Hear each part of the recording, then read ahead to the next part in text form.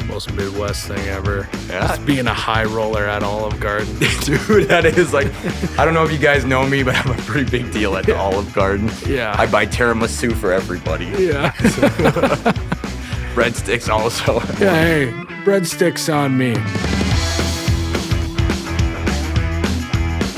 Hey, what's up? Russell Nicolay here with the Midwest Legends podcast. I've got the one and only Myles, the You Betcha Guy, here to tell us some of his stories, some of his legends. He's a legend himself. Myles, welcome to the podcast. Going on, guys. Thanks for having me on. Appreciate having you, man. You are a legend in the Midwest. Wow, So, okay, that's cool. That's maybe a stretch, but well, we're going to stick with that. you got a cool studio in here, you know? Appreciate that. Yeah, we set it up. So like I tell everybody this, there's supposed to be a deer head right there. Would you feel bad if the deer was up there, the deer head, but it wasn't looking at you? Would that hurt your feelings? Oh, is it facing the other way? Yeah, it's facing the other way, so it had to come. No, I think it'd be fine. I also thought that's more the Midwest thing. It's like being polite. It doesn't want to stare at you. Well, I think what the bigger mistake was is that you didn't design the whole set around the deer head to make it facing the right way.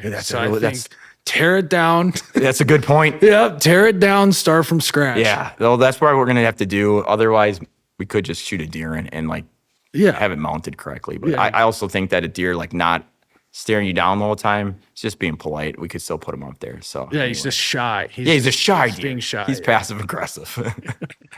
I would say originally it took a while, I think, for you to get into Wisconsin, but now I think people know you in Wisconsin too. But you know, I get the like. People just think I live in Wisconsin now. Yeah. So, yeah. Like, just as somebody's asking me, like, no, he's in Fargo.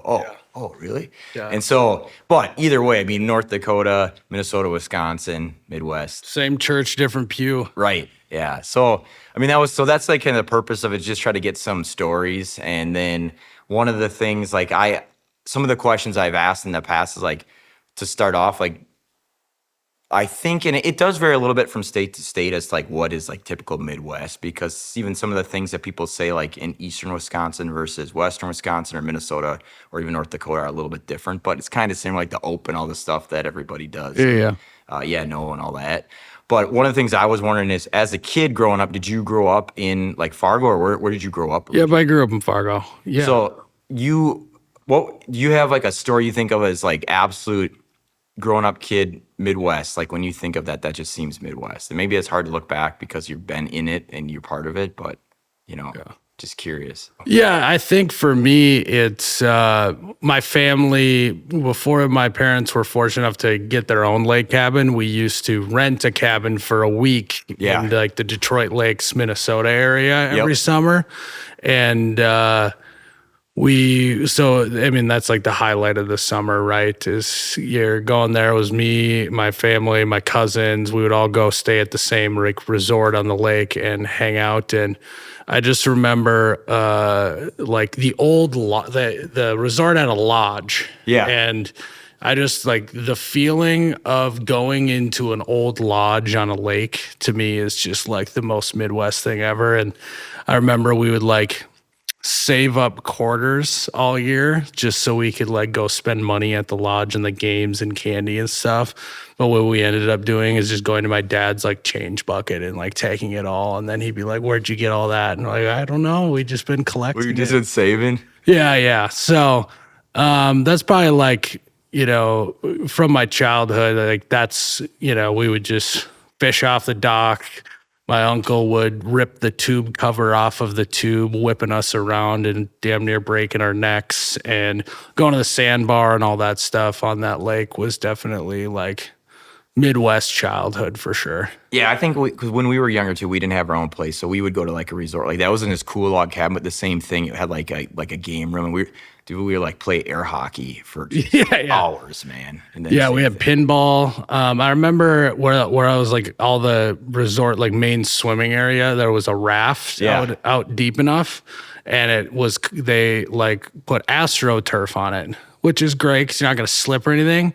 But if you wanted to climb up on it, by like the end of the day, your entire front was just rug burn from climbing up on the raft. But I feel like that's like a Midwest rite of passage. If you're going to hang out at the lake, you got to get a little raft burn on you. I think so. And obviously you're doing it enough if you're getting the burn. The one thing, I had another guy on the podcast and we were talking about like tubing, and I think it's maybe a Midwest rite of passage.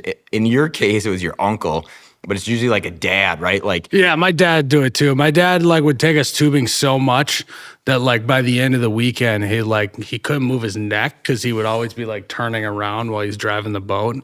Well, and he's just like the amount of tubing that we used to do, it was unreal. well, I think it's funny too because dads are typically like, don't do this, don't do that, and then when they get out and they're pulling you behind the tube, it's like, oh, yeah, now I'm going to teach you some lessons. Yeah, revenge, I think, is what they call that. It's like legal physical revenge that they can inflict on their children, Yeah, like all safety rules are out the window and they're just like whipping you into things. And I think most kids that But experience it. We were asking for it. That's true. Yeah. I wasn't. We had it coming. Yeah. It's probably the very least that we could have received. Yeah. We deserve way more than that. Agreed. So then another topic too is like when you think of people, like for example, when I was talking to Charlie, I mean, his is pretty clear because he's got his grandpa, right? Was like a Midwest legend. Mm-hmm. And it doesn't have to be a family member because, like I think about too, there's certain people, grandpa, dad, whatever, Midwest legends. I think it's, that happens a lot, but that can be one, or just people that you ran into. Like we used to go over to this bar that was across the river in northern Wisconsin where my grandpa lived. And there was this guy who's an absolute legend. His name was like Dave Thatcher. And he had a log cabin bar. The guy told so many stories. I mean, they were like straight up like either embellishments or maybe lies, but they were good storytelling. So the guy was a legend because you never knew really who he was, right? But he just had all these good stories. So yeah. I don't know if you encountered anything like that or anybody you look back Yeah, at. I feel like you meet Midwest legends at like dive bars because I would say that there's a guy in South Dakota where we go pheasant hunting. Him and his girlfriend own a bar down there, and his name is James, and he just almost look forward to go hunting, like just so I can sit at a table and listen to him tell stories because they're that funny. Yeah. He was, he just, it's one of those guys that you go to the bar and anything he says, you're laughing at and all that. And he's kind of become a little bit of a local legend, whether that's good or bad, I don't know. But yeah. Yeah, I think it makes some of those destinations worth it because obviously you're going there to do whatever pheasant hunt, but it's the people, Correct. Like, You're like, we have to go to this bar to say hi to him. Like we don't see him any other time of the year, but that one time we're like, we have to stop in, say what's up, and have a beer. Do you remember any story like that he told you that rings a bell or anything off the top of your head? I mean, he probably told you so many stories, and half the time maybe you had a few beers in you too. So I don't know. Yeah. So what's pretty funny is in the bar, he's got there's a golf scorecard like pinned to the thing. Yeah. And we're like, well, what is this? Because we look at the score and like it was like a par 36 and it was like he shot like a 42. Okay. So like it wasn't like he like shot even par, under par. It wasn't a scorecard that had a hole in one on it or anything. Sure. And we're like, hey, what's the story behind that? And he's like, it's the best round of golf I've ever hit in my life. And I did it with broken ribs. We're like, oh my God. Like, could you imagine shooting 7 over par on 9 holes and displaying that golf card? Yeah, it's pretty funny. That's cool though, because obviously it's a good story, right? But yeah. But and then he's got obviously a quick line about why the broken ribs do. It's always and I did it with broken ribs and then you find out that he broke his ribs playing softball, sliding into it just goes on and on. Yeah, it adds on to more things like as you actually dig into the story. Yeah. Yeah. Then you find out he didn't slide into second. He tripped into second, because he's wearing his new custom baseball. It just keeps going on and on and on. Yeah. It gets pretty entertaining. The problem with that is sometimes the Midwest legends will tell you the same story over and over, I've noticed. But at the other times, you hear the story and they're like, just slightly changes. But it's always good. That last time that the fish was this big, not this big, every time it just gets a little bit. Yeah, that's what my kids were just talking because they were out fishing the other day and then they were talking about this fish they caught that was like some fish that must be a hybrid. But I'm like, well, why don't you just show me a picture? But I think there's no picture, so who knows if this even happened. But the fish, I'm sure next time I hear the story, the fish will be like, yeah, fishing before you had a camera in your pocket all the time everyone caught way bigger fish back then. right. Well, and that's why I was asking them. I'm like, you guys have a camera. Where's the picture of this fish? Oh yeah, we just phone was dead. Yeah. right. So you have to have an excuse now. Oh yeah, and that was one of the questions I was gonna ask you. Do you have any like an iconic or just like memory of fishing or even hunting? I know hunting shacks are a good fish. Yeah. So speaking of pheasant hunting, I went down there. I was probably 12 years old. It was my first time pheasant hunting, and my dad at 12 years old was like, "You're not gonna carry a gun with the rest of us. While we're all walking through a field. I don't know if I feel comfortable with that." And you've met me. You're like, "Yeah, it's probably a good idea." So after the main guys were done hunting, my dad just let me we walked a cut in a field and whatever. And the first pheasant that I ever shot in my life wasn't a rooster, it was a hen. Yeah. So not only was it a hen, but I ground pounded it. So just the first bird I saw, I just shot it. And my dad was like, "There's just so much that happened that was wrong there, Myles. We got to have a talk here. You got to get them up in the air, and we're only shooting roosters, dude." Yeah. So, yeah, that was fun, but I've gotten a lot better since then. I'll believe it. Yeah, I'll get them up in the air now at least. So. Well, you're obviously a little excited because you wouldn't even let you walk with the gun. So when the opportunity, you're like, "I'm not missing. I'm taking this." As you can see, it was probably a good move. He didn't let me carry a gun with the big groups. So. Yeah, that whole lesson and story might win a little bit different then. Yeah, right? yeah. So yeah, at least it was just like, "Hey, you can't do that," not versus, "Hey, we got to get the uncle out of the hospital or whatever." Yeah, it's way better. Yeah. Yeah, and that's the same thing too. I mean, that pheasant hunting's cool. I know you guys like to call it ditch chickens, right? Yeah, go a little road hunting for ditch chickens once in a while. Yeah, you and Charlie have a good clip on the Bellied Up podcast where there's a guy literally. Yeah, so a guy called in and we're like, "What are you doing?" He's like, "I'm out here road hunting for ditch chickens." And he goes, and we're talking a little, and he's like, "Oh, I see something up there." And we're like, we kind of pause and we're like, "What are you doing? Go shoot them. Stop talking to us." Yeah. So he set the phone down, gets out of the car, and you hear a bang, and he comes back and he's like, "2 more for my limit." Basically, I just nailed these suckers live on air. I was like, "That's pretty funny." Yeah, that's about as Midwest, I think, as you can get on a podcast. I think you guys are even a little surprised that he actually did it. Yeah.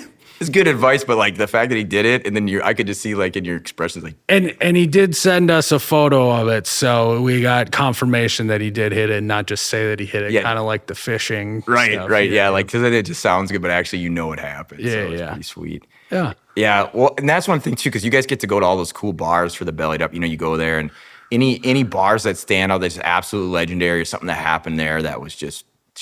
Yeah, I mean, memorable. So there's we also not only do Bellied Up, where we did a little small town bar tour where we kind of went to some unique bars across the Midwest. And there's a bar in Yankton, South Dakota called the Ice House Bar. Right. And it was an old ice house where they would cut up blocks of ice and you would go and get it and bring it home back in the day when we didn't have refrigerators and stuff. Sure. And so there's a dock there where people would back up and they would load it. Well, the dock's still there, but obviously they don't use it. So it's a thing there that when they only serve beer in bottles, whenever you're done drinking your beer, you just go out and smash your glass bottle underneath the dock area, and there's just piles of broken glass underneath there. Jeez. Pretty fun though. I don't know if you know the last time that you slammed a glass bottle maybe ever, but it is kind of like therapy. Yeah, so usually they frown upon that at bars. So this bar is like, "Hey, this is what you need to do." Yeah, kind of. Well, I was just talking because at first you're looking at me "Are you guys pulling a prank on me? Are you sure that I can do this?" And sure enough, just let her rip. Yeah. Yeah. Well, I think I was talking to Jared from Wisco Dive Bar Reviews, and he told me that some of the bars that he've gone to, depending on what's going on, they actually pull all the bottles and just have cans, if there's certain things where it's going to get too rowdy because of that very reason. Yeah. But at this bar, the Ice House, they're just leaning into it. Yeah, they're leaning into it. Yeah. Yeah. So that's actually pretty interesting. In Wisconsin, a lot of us, grow up going to the bars like with our uncles Yeah. or grandpas or dads. And like I have a lot of fond memories there of like, because that's like Charlie and I were talking about this too. People like hold court there, right? And they become pretty good storytellers because they've got this little opportunity. And so one of the things too is like you get into that whole mind frame of like listening to a story and then telling it, like telling your own version sometimes of the same story. And so I was like, do you know anybody, like who do you think's one of the best storytellers that you've heard? Is it maybe it's a family member, maybe it's somebody you ran into? Yeah, I mean, my he's a great storyteller. He just, and what's funny is his line is, "I'm always looking for a good listener." That's what he says. Yeah. So he loves telling stories, and he's had a pretty cool life. He was a farmer, but he loved golfing, and so he would travel around and golf a ton, and meet different people and talk his way onto a course that he probably shouldn't be on. And so yeah, my grandpa is a great storyteller, and he always had a one liner that he would throw in, and then after a while, like you said, those guys, you kind of hear the same stories over and over again, but you're like, what am I going to tell them, that I already heard this story? Like, I'm just going to sit here and I'm going to listen to this sucker. But yeah, I know. I think that's grandpa's like in the Midwest. They're like legendary because they're your grandpa, but then the storytelling and then listening to the things that they've done. You know, sometimes it might be embellished, especially if you heard the story several times. You're like, there's a little twist to it. But I think one of the like cool things is just you actually, besides the fact that the story's entertaining, you kind of learn about whether it's your grandpa or your dad or your uncle or so and so. You know, because hopefully there's a lot of truth to it, but usually there's at least a grain of truth to some of it, right? Yeah. And so was your grandpa, did he farm in North Dakota then? Yep. Yeah, he farmed in North Dakota. He also like built the golf course in his town, which is kind of cool. Really? So like, yeah, him and I don't know who was all with him, but yeah, he like, it's still up and going now, and started off with like sand greens, and now they obviously have real ones and stuff, but yeah, kind of cool. Impressive. Yeah. Yeah. He's, like I said, he loves golf. And so he's out farming and he's like, man, I really like golf. Well, like he farmed so that he could golf. Yeah. It wasn't, you know. But then he built a golf course. He's like, yeah, we don't have a golf course in like this area. We're going to build one. Yeah. That's pretty legendary though. Yeah, it kind of is. Yeah. Yeah. Like I don't know many people have done that. And I know like, you know, golf courses we were talking about this the other day with somebody. Well, sorry. No, go for it. Yeah. Funny thing about so he's now 95 years old. Right. And I think a couple years ago when he was like 92 or 93, I called him, was like, hey, like what's going on? And he's like, oh, I just was up at the course, you know, practicing my putting. And I was just thinking, why at 93 years old do you need to be practicing putting? I think however you are at putting at 93 years old, I think you're kind of locked into it. Right. But it's just kind of funny that he just like loved golf so much that he's like, I still got to go practice my putting at 93. And you're just kind of like, you're already good. Like I don't think you need to, but he's just he just loves the grind. Yeah, he loves the grind. It's like either that or he's just trying to get out of the house away from my grandma or something. But. Yeah, that could be true too. But I mean, obviously he farmed to golf, built the golf course, and so he's like, I'm 90, man. I'm gonna continue at it. Like anything I can do to get that slight edge. Yeah, and the worst part is he's a great golfer. My dad's a great golfer, and I suck. So I don't know if it skips a generation or something, but yeah. So if you're out on the golf course, do they ever? Like, hey, what happened? How did this? Oh yeah, well they won't say it, but you know my dad and they're kind of looking like, wait, like is this the FedEx guy dropped this kid off? Why is he so bad at golf? You know, maybe your grandpa's giving you hints like you should be out practicing your putting right now. If I'm 90 and I'm out here, he's said it so that I would be like, oh yeah, I need to practice my putting too. Yeah, you're probably right now that I think about it. Yeah, you didn't want to hurt your feelings. You just wanted to say it in a way that the most Midwest way ever. That's how they do criticism here. Yeah. So you had to reflect on it. Yeah. If he can, I should probably be out there. But yeah. Well, one of the things too, like, so, you know, I get to see you guys, like you said, you went on the tour. Actually, one of the bars here, went there the other day, Dick's Bar. I guess you and Charlie went there like in 2018. That was like one of our first videos together too. I think we had met up one other time before that. Really? But yeah, it was like very early on. I think it was like 2019 or fall of 2019 or something. And we did the Guys in a Small Town Bar video there, I believe. How'd you pick Hudson, Wisconsin? Dixon? It was halfway between Fargo and Milwaukee. That makes sense. Yeah.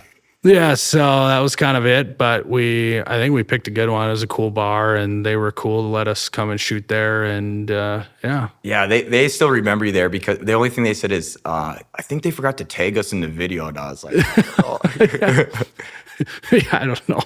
You guys were just started. You didn't know all the details. Yeah, we were still figuring it out. So sometimes you have to go to Dick's Bar. That bar is pretty old too. They claim to be, I think, the oldest bar in Wisconsin or something like that. So, but it's definitely like a legendary bar. So yeah, but yeah, because I think that was like there's a whole group of people now that are doing bar stuff. But I think you and Charlie kind of gave that the Catalyst initiative, like, hey, this is pretty cool. Yeah, no, and that was kind of like the whole thing is, that's kind of where we even began in the first place. Yep. The motivation behind why I wanted to even start doing content is I just felt like the Midwest was viewed as like the little brother of the rest of the U.S. or an afterthought or a flyover state. And I was kind of like, you know what? Everyone says that you should go move somewhere else, but I really like living here, so kind of F that. Like, let's talk about all the good stuff that, the Midwest offers, and let's celebrate who we are and kind of make them a little bit jealous of all the stuff that we got. And so it's always fun when we put out all our Midwest content and stuff, and some people will comment to be like, hey, I'm from the South, but you kind of make me want to move to the Midwest. And I'm like, all right, there we go. Mission accomplished. Right. That's kind of what we set out to do, is make the Midwest a little bit cooler and make the people that live here a little bit more proud to be from here too. Yeah, I think you guys do an excellent job with that. And then also, I feel like the Midwest has a lot of blue collar kind of backbone to it. I mean, the United States in general does, but you guys do a good job, especially with your stuff.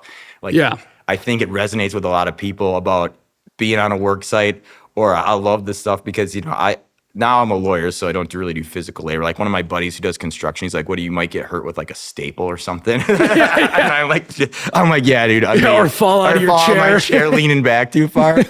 But I just like it too because a lot of it's the classic, like where you're doing the boss is, or the super whoever is basically just in the truck, with the air conditioning when he's busting. So well, that one's kind of making fun of my dad. He would show up to a job site and sit in his truck in the AC while we're all sweating. Because my dad he still owns a concrete construction business. So that's where I worked. That was kind of my blue collar background. It's just, you're talking about your buddy making fun of you that, you got a cushy desk job now. Their crew was actually doing a house in my neighborhood. So before I went to work, I swung by and brought donuts and stuff for the old crew. Immediate first thing that they do is start giving me crap about how soft my hands are, and maybe you should use your tool belt for something real instead of the videos and come help us out and all of that. And you're like, yep. There it is. That's the camaraderie I miss. Yeah. So yeah, it's great.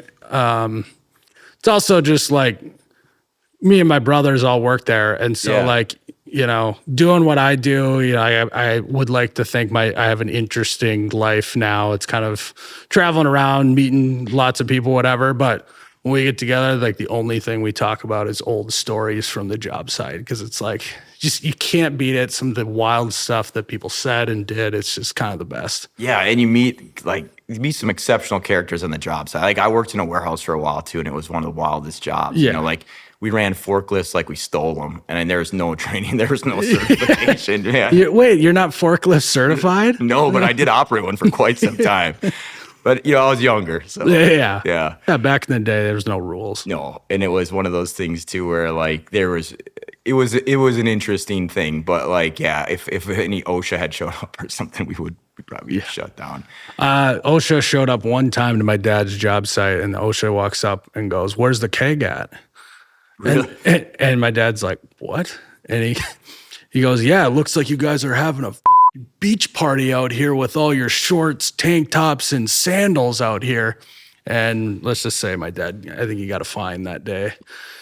Well, he was running. It may not have been the safest job site, but people were having a good time. Hey, but we got stuff done. It's like there's a trade-off. Do you want to be safe or do you want to make money? That's right. You're like, oh God, Myles, don't say that. Yeah, well, I forget. I forget. You're like, yeah, actually, we want people to be safe. Myles, safety is paramount here. Okay, like, not about fun. Read the room, Myles. Yeah. Well, I think too, like one of the things about the job site is like, and you bring this up in some of the videos and skits you've done. It's just like the nicknames and just the absolute. Well, even you showed up. You literally came back just to bring donuts, like to feed these guys, and they're already giving it to you, right? Yeah, don't bite the hand that feeds you, right? But no, yeah, it's great. I mean, it's just, the inside jokes, the bits, everything is a bit on the job site, you know, and I mean, and it's also like, especially doing like concrete work, if you're not like making jokes and having a good time, it can be like a very long day, right? It can wear you down. And like, we always just said, like, if the guys at the job site weren't funny, like this would be a terrible job. And like, that's where, the blue collar folks get the rough and tough stereotype, right? But some of those guys are pretty dang funny and make it pretty fun to work one of those jobs, even if the work isn't always that fun. Yeah, well, and they also have you know this because your family's worked in construction, but a lot of those guys, not only are they like super witty, like and have like the best one-liners. I mean, they teach you some things when you're young that maybe you need to wait a few years to learn, words and other experiences. But they actually have, a lot of them do have good lessons about things. And I like it's been pretty funny when I've looked back at some of the things that, I mean, sometimes they give you a real hard time about things, but they also know like this is exactly how the job should be done. Like this is a good way to do it. And this is like sometimes a life lesson, but they don't always say it in the most fatherly or friendly way. But, I don't know. Yeah, you're right. You get some good advice. One guy told me that he's a big fan of bankruptcy. Really? Yeah. He's like, I can't recommend it more. He's like, I filed for bankruptcy however many years back, and you don't gotta pay anything back. That's what he told me. And I was like, oh man. Dude, they'll shoot you straight on the job site. Yeah.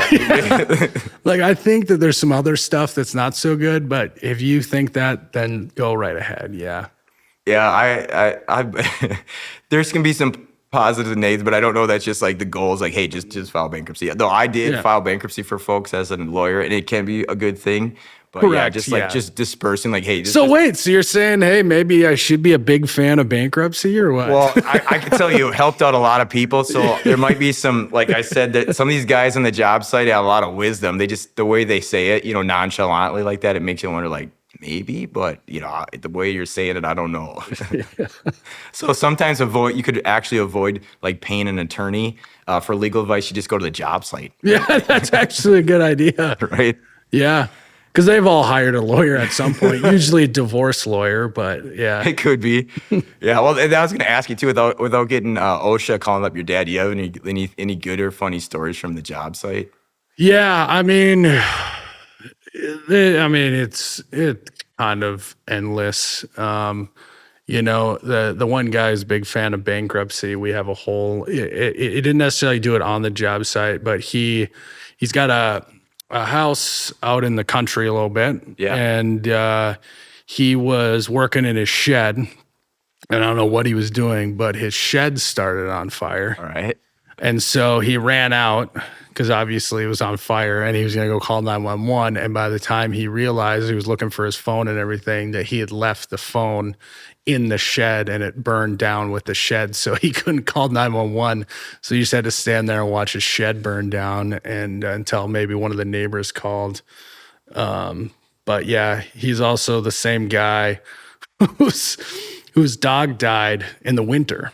And obviously very sad. He's a huge dog guy. Yeah. But he was like, well, the ground's frozen, so I'm not going to bury him right now. So what he did was he threw him in like his chest freezer in the garage.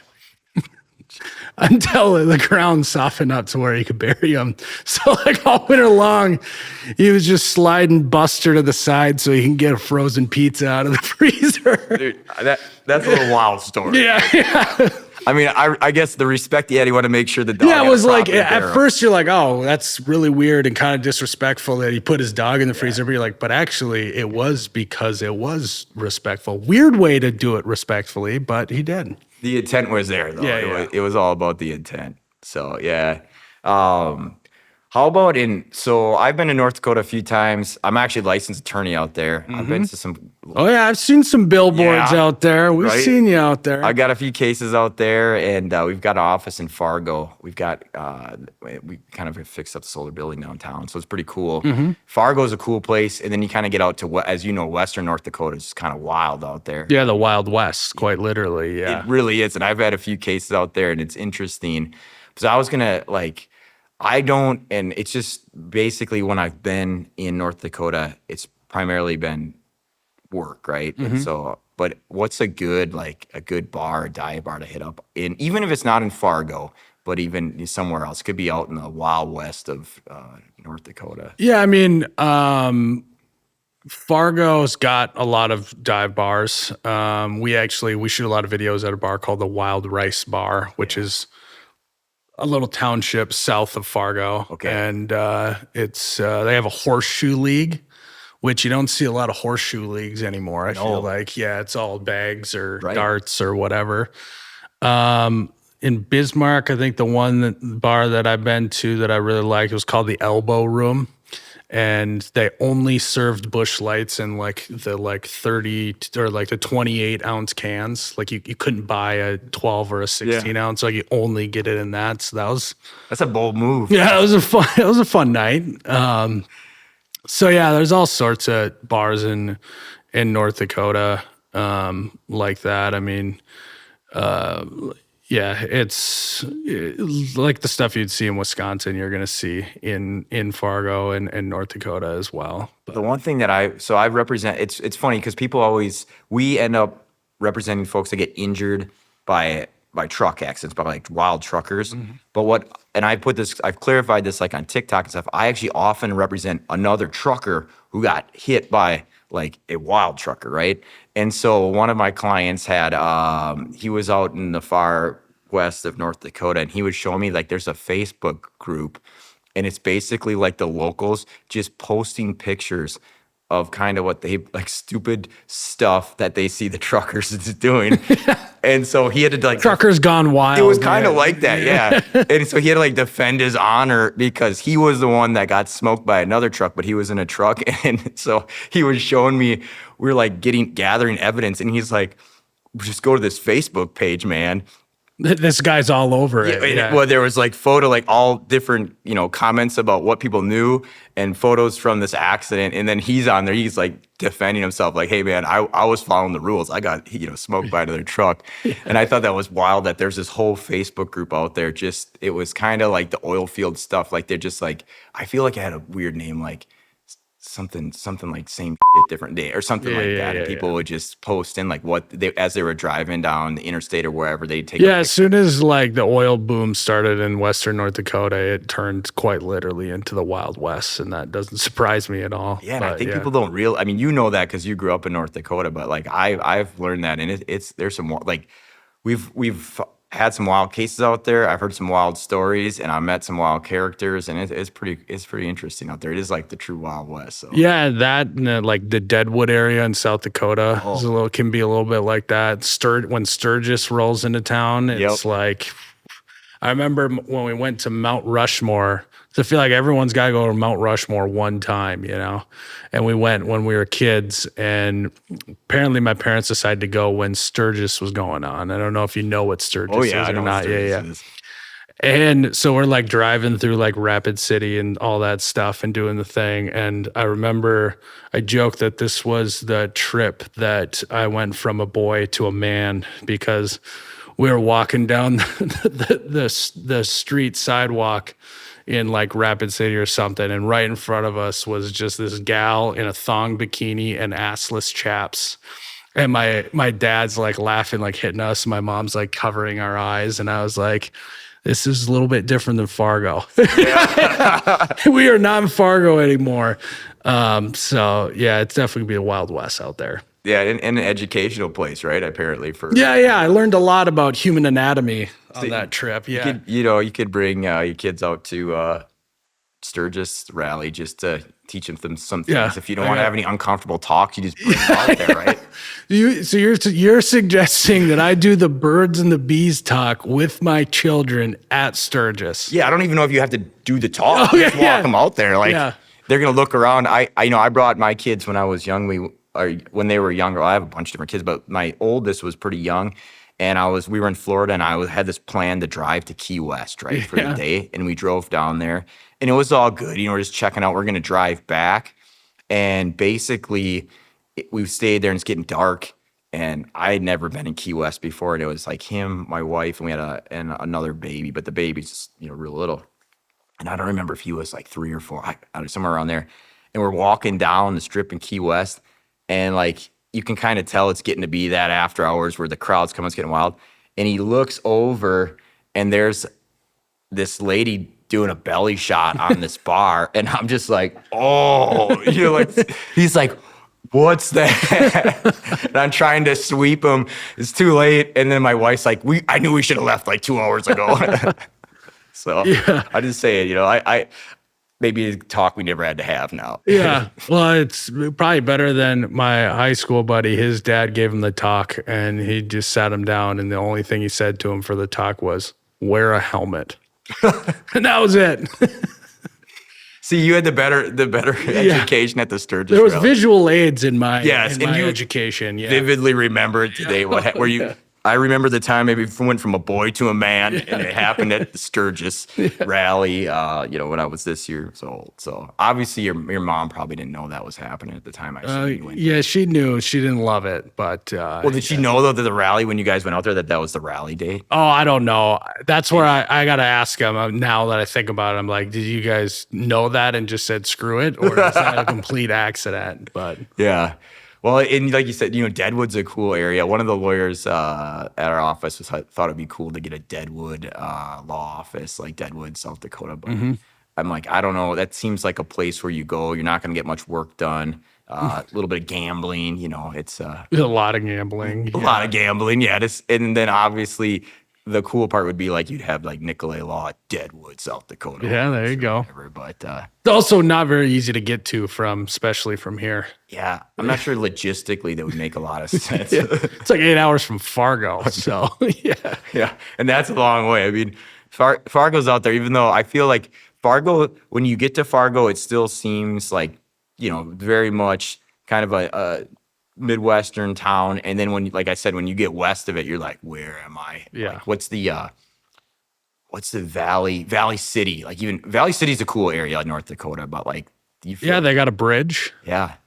Well, I like the rolling hill. It's cool. Actually, I was out in Valley City once with that lawyer. That's one of the things we were just talking about too. Is like you go to the bathroom, and for you guys, like you and Charlie, everybody knows you. More and more people recognize me, and you get in those conversations where someone recognizes you at the urinal.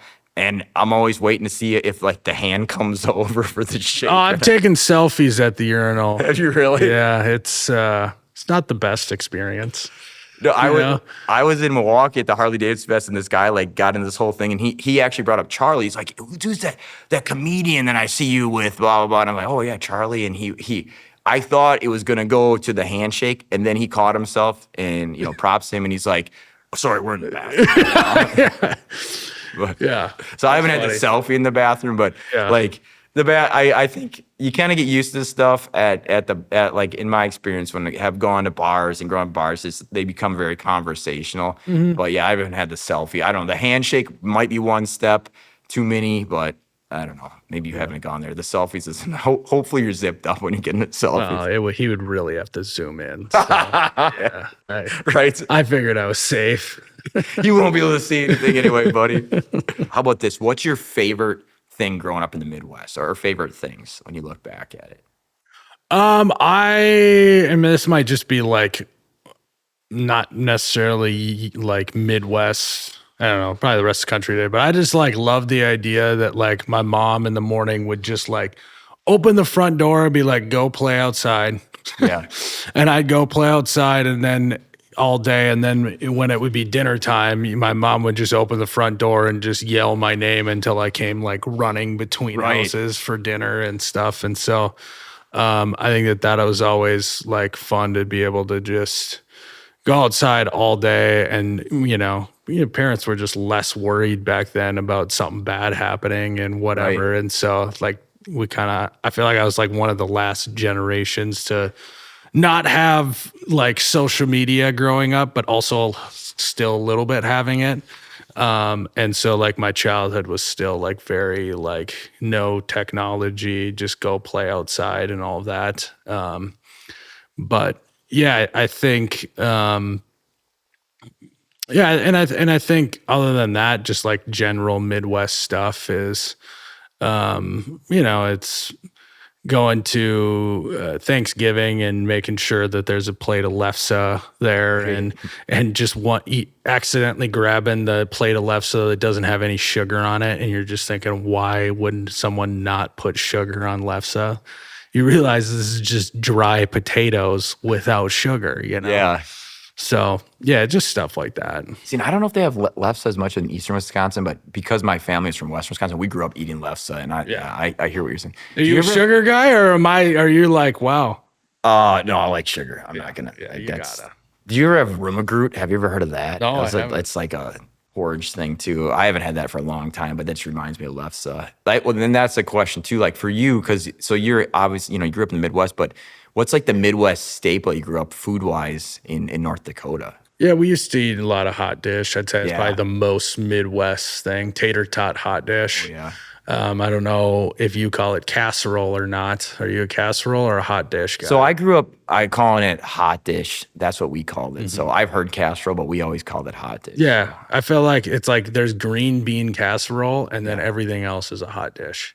That's kind of how I grew up. It's weird because like I said, my family's from Western Wisconsin, but then I grew up in like Sheboygan in Green Bay. So I had this weird mixture of Wisconsin in me of like that whole thing. So The one thing that as I learned more about the Midwest and spent more time in Wisconsin that I wish we had the Wisconsin Supper Club. oh yeah, man. Like I'm sure we had a supper club at some point in Fargo, but I feel like Wisconsin just kind of had that on lock, the vibe of everything, the food style. Like, I don't know. I've been to a few now, and I'm like, this is a vibe. I wish I had this growing up. But It is awesome. It's like a good and you go there on a Friday night, and the vibe is like real. Everybody's super excited. The beer is like flowing. The fish, fried, just awesome. I mean, you think about it. The only when I look back, I'm like, man, that's not a healthy meal. But like, you're just pounding down.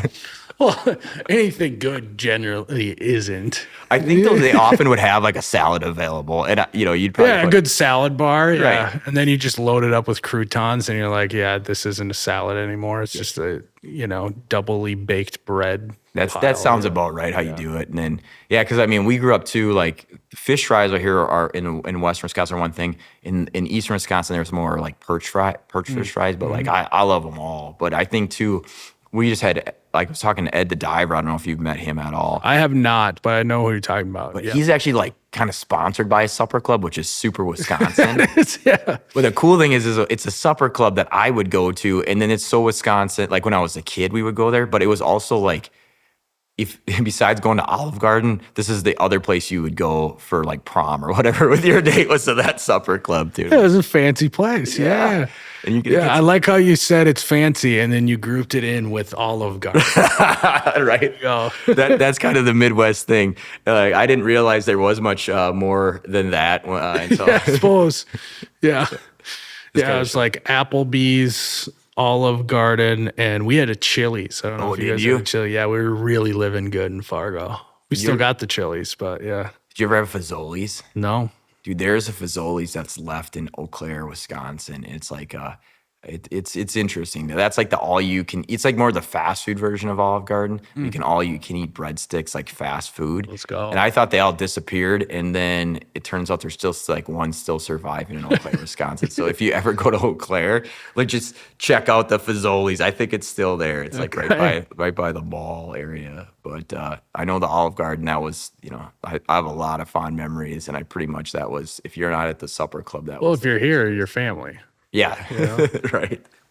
So, or is it eating good in the neighborhood is Applebee's? That's Applebee's. Yeah. I can't remember. I think it's if you're here, you're family. That's probably the Olive Garden thing. Yeah. I think that's another place where the vibe's always pretty good too. Like, yeah. I actually went there once. I think with my wife now, but like for one of our first dates, and tell you the vibe there. That got like somebody bought us dessert. Like some dudes over there, like. Get those 2 dessert because this is how this place rolls. Like we take care of our family here. So, but that's the most Midwest thing ever. Yeah, just being a high roller at Olive Garden, dude. That is like, I don't know if you guys know me, but I'm a pretty big deal at the Olive Garden. Yeah, I buy tiramisu for everybody. Yeah, breadsticks also. Aren't those unlimited? Hey, don't worry, we get a little bit more. Yeah, hey, breadsticks on me. So, well, anyway, Myles, I appreciate you being on, man. Thank you so much. Yeah. I'll have to pick your brain again sometime about some stories. And if you're out there and you meet any absolute legends, because I know you're traveling all over, just like jot it down either on a notebook or in your memory of like, this is somebody. 100%, especially if you get an awesome story, because I think one of the goals is, and it's like this is the process of starting it, but it's like to get some stories kind of recorded down. I think we're going to try to go out and get some of these folks too, like that. If they're still around, some of these guys and ladies are no longer around, but like finding some of these people at whether it's like the bar owner, bartender, the dude, or I've been in one where the lady has their own stool, and they hold court and they've got so many stories. I think one of the things, like to your credit and Charlie's credit, is like making the Midwest like kind of cool and iconic. Is like that whole like there's a whole storytelling. And, it's a huge part of it, right? Yeah. And you guys do it in a real entertaining and funny way, and in a way that like I think people that either lived here, grew up here, and then are gone miss it, or like you said, people are like, man, I kind of wish I was Midwestern. Like maybe could I be Midwestern? What's kind of cool is like the people that watch it don't necessarily know this, but like a lot of our videos are based off of either someone that's real that we know or met. Like the characters that we play is usually derived from someone we met or a situation we've been in and all that. So it's kind of like that's our way of telling the stories of people of the Midwest. Well, I know now that I watch anything where you're doing a construction video, I'm going to know like that's from what you probably met on the job site. Yeah. No, it's real. These are people you actually know. Might be your dad, might be, one of your family members, or just some, the guy talking about bankruptcy. 100%. So, and if you see him again, you can say, yeah, I did talk to bankruptcy attorney. Kind of spot on. Yeah, he said you're right. Dude, knocked me over with a feather. He's never gonna let that go. Then, well, now I'm basically a lawyer on this site. So that's actually how he sounds too. You nailed it. Yeah, dude. I run into those folks and I love them. So that's awesome. Well, thank you very much. Appreciate it. Yeah. Hey, wait, don't head out just yet. Do you have a story that's so Midwest it couldn't have happened anywhere else? Or do you know a Midwest legend in your own life? Give me a call at 866-MWLEGND. Your story may be featured on our future episode or on our socials. Looking forward to hearing your Midwest legend.